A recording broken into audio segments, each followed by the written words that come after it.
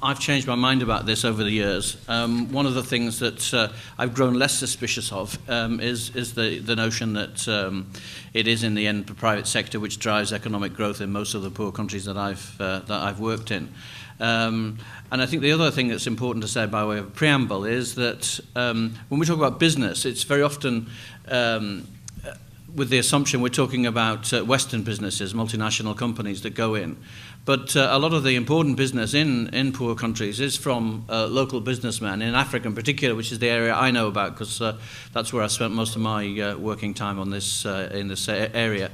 There's a rapidly growing entrepreneurial class in Africa, and they're making significant contribution to economic growth and to the alleviation of poverty. What drives business engagement? Well, as has been said, it's about money. It's about opportunities. Where are the places that they have opportunities?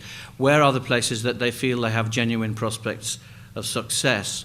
And it's worth thinking about. I was at a meeting recently, and African businessmen were talking about what were the three things, the top three things that constrained growth, and they were poor infrastructure.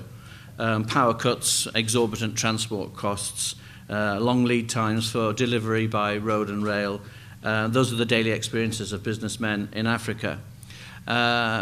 Equally, on the upside, if you look at something like the way that the mobile phone has utterly transformed Africa, it's leapfrogged the old landline infrastructure. There's more web penetration, mobile phone penetration in Africa now than there is in China. It's transforming the place. In Senegal, fishermen ring from their boats to the different ports to find out where the prices are best so they know where to land.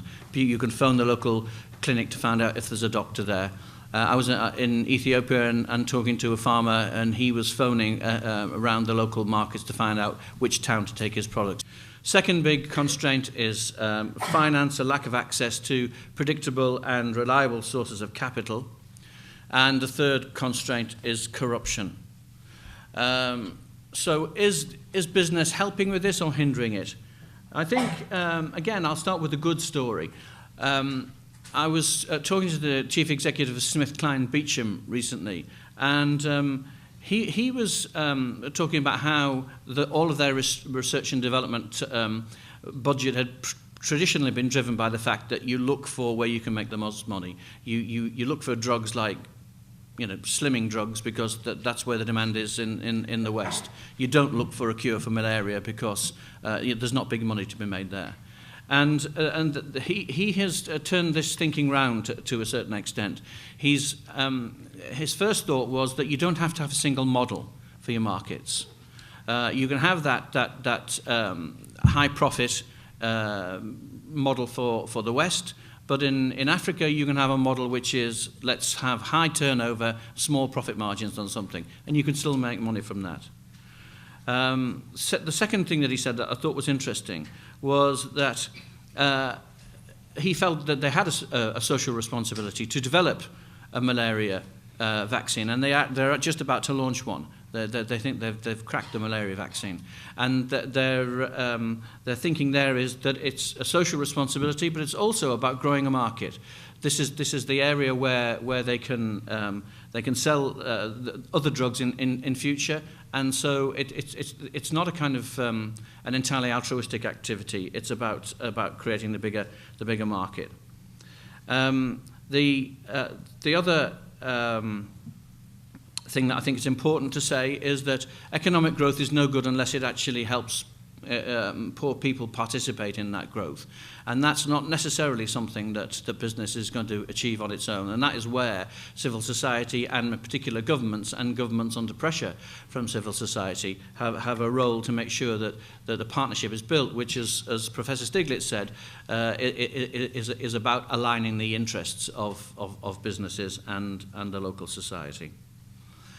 The bad stuff, well, that's clear enough. If you look at something like the Daewoo land grab deal in Mauritius, they had their 1.3 million hectares of farmland, which is about an area about the size of Belgium, and they were going to grow maize and palm oil there and export it all to South Korea, and they weren't going to pay Mauritius anything for it. The deal was you'll get some jobs, we'll improve some infrastructure. So that is pretty much old-fashioned, rapacious, neo-colonialist exploitation, and that is still part of the business model. On the other hand, if you look at Mauritius again, the Chinese have helped a lot there in developing the garment industry in a way which has been constructive. So the second area, the third, I won't touch on finance, but the third area that they mentioned was corruption.